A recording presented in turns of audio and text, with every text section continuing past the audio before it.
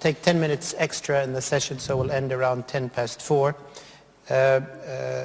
Prince Turki, if we look over the last 10, 15 years, there have been occasionally periods of rapprochement between Iran and GCC or Saudi Arabia, but long periods of tension.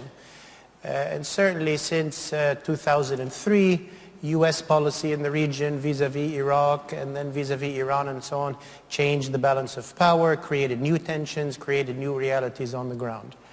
And yet now we have the beginnings of a potential a change in that dynamic with the interim agreement between the P5+1 and Iran, which Saudi Arabia officially and tentatively welcomed as potentially a positive step. If indeed this is an opening with a new president in Iran and new conditions, what could the GCC states, Saudi Arabia, how do they see a rapprochement with Iran? How deep would it be? What would it feel like? And given that the realities in the region have changed, whether in Syria or in Iraq and so on, what would, if this rapprochement proceeded, what would be the parameters of such a new and much improved relationship? How might that impact Geneva? How might that impact Iraq? How would you envision it if it were to come to be?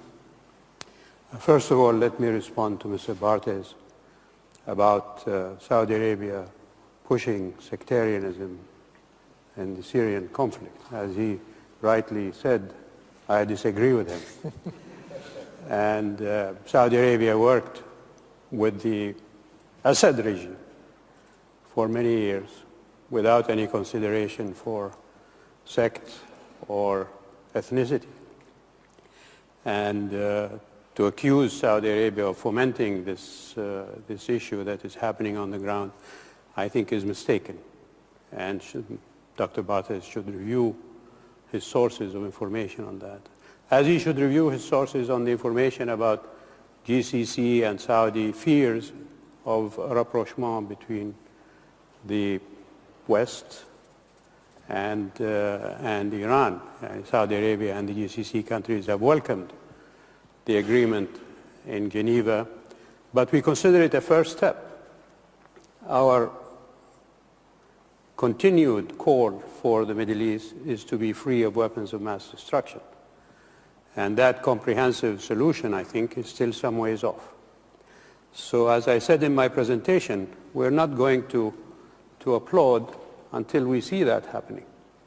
And if the P5+1 were to become the P5+2, including the GCC, to the table of negotiations with Iran, that would be a step in the right place to make this issue more of a regional as well as an international one. So far, people are crossing over us without taking permission for a use of our airspace. And so we have to bring them down to reality that it is us who are immediately concerned about this issue. Iran is a geographic neighbor, as Dr. Mousavian mentioned this morning, and it's going to be there forever. And we have had, as you correctly said, ups and downs with Iran.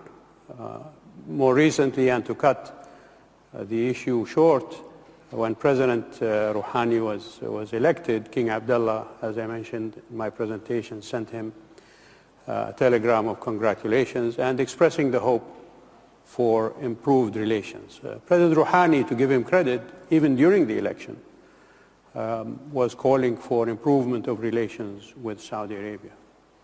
But what we need today is not more rhetoric. We need action on the ground. We need to see Iran remove Revolutionary Guards from Syria. We need to see Iran telling Hezbollah, mind your business, go back to Lebanon, don't interfere in Syria. We need Iran to say to the Abbas Brigade from Iraq,